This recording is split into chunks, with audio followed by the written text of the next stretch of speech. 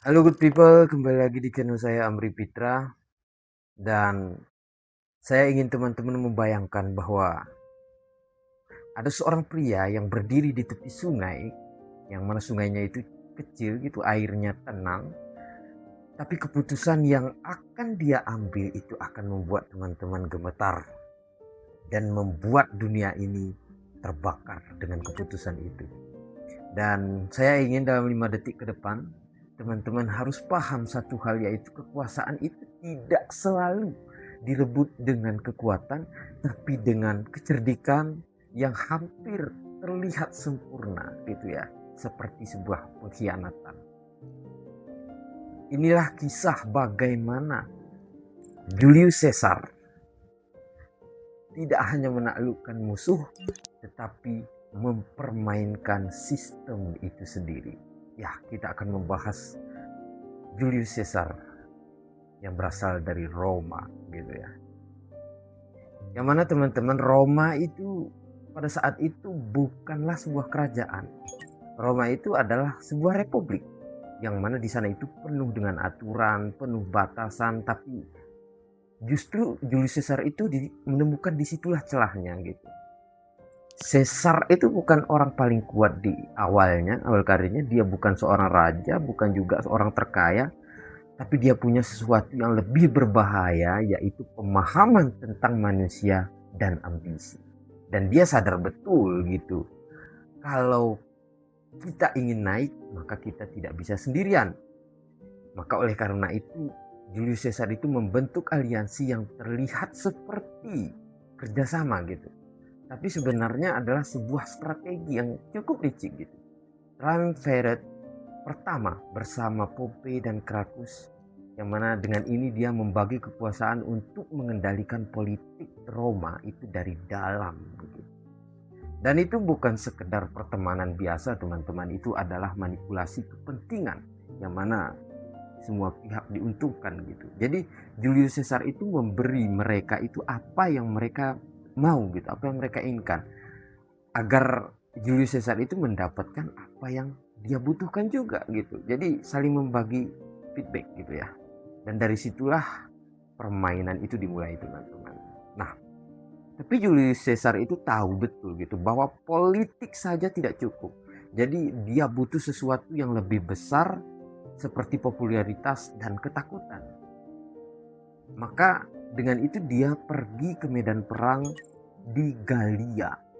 Dan perang itu brutal yang berlangsung bertahun-tahun teman-teman. Dan di sana Julius Caesar itu tidak hanya berperang saja, dia juga menulis teman-teman. Ya, dia menulis.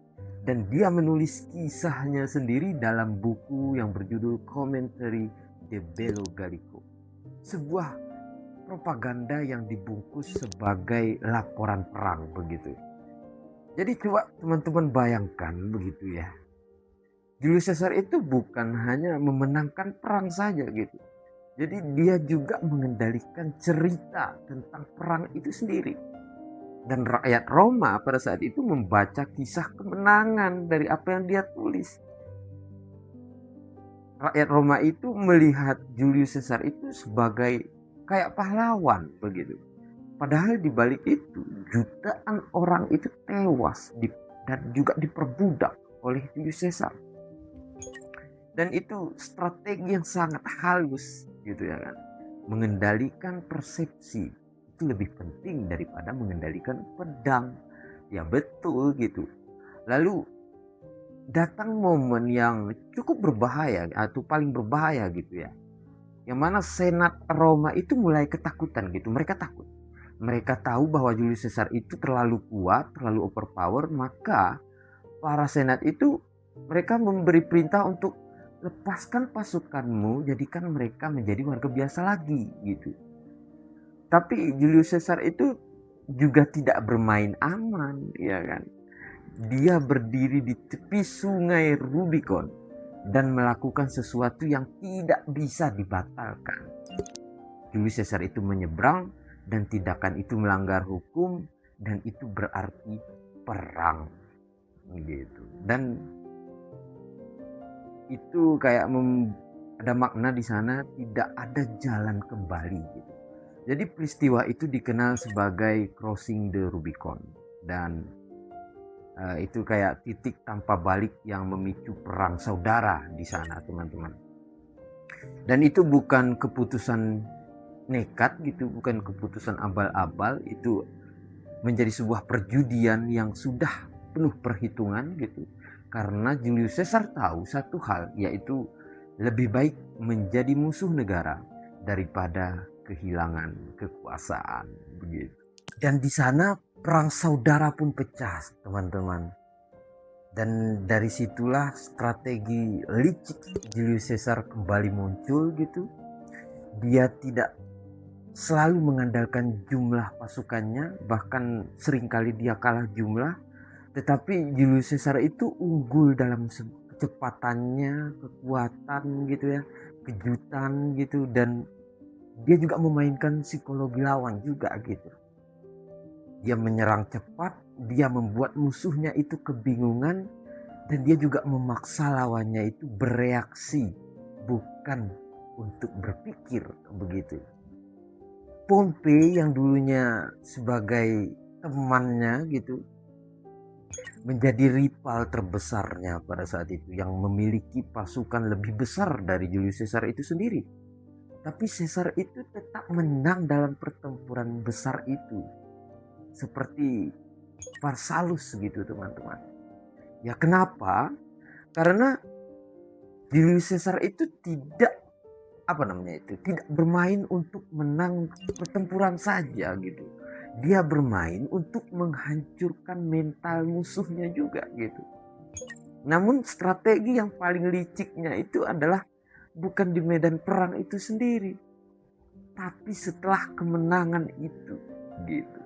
Jadi saat dia kembali ke Roma, Julius Caesar itu tidak langsung menghancurkan musuh-musuhnya yang ada di Roma itu sendiri.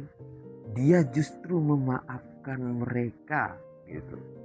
Ya, Julius Caesar memaafkan mereka. Senat-senat tadi dia maafkan. Ya kedengarannya baik gitu ya. Tapi itu adalah strategi, teman-teman.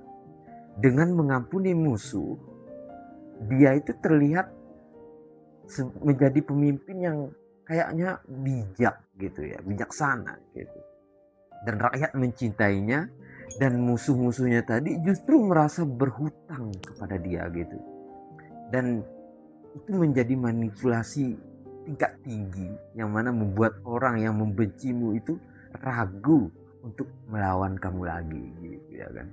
Jadi tapi disitulah gitu ya, disitulah kesalahan sekaligus ironi terbesar dari seorang Julius Caesar, yang mana semakin besar kekuasaan yang dia miliki, semakin besar ketakutan orang-orang yang ada di sekitar dia gitu.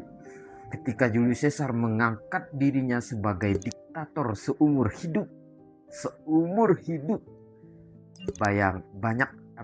banyak senatornya itu yang merasa Roma itu, Republik Roma itu akan berubah menjadi kerajaan gitu.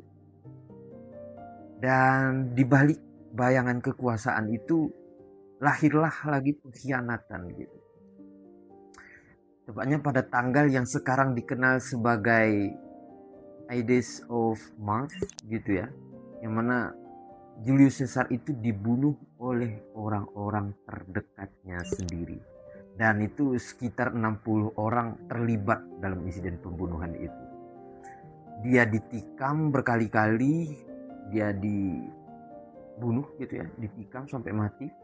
Dan disitulah strategi paling licik dalam sejarah berakhir dengan cara paling tragis. Oh, tapi tunggu teman-teman, apakah Julius Caesar itu benar-benar kalah?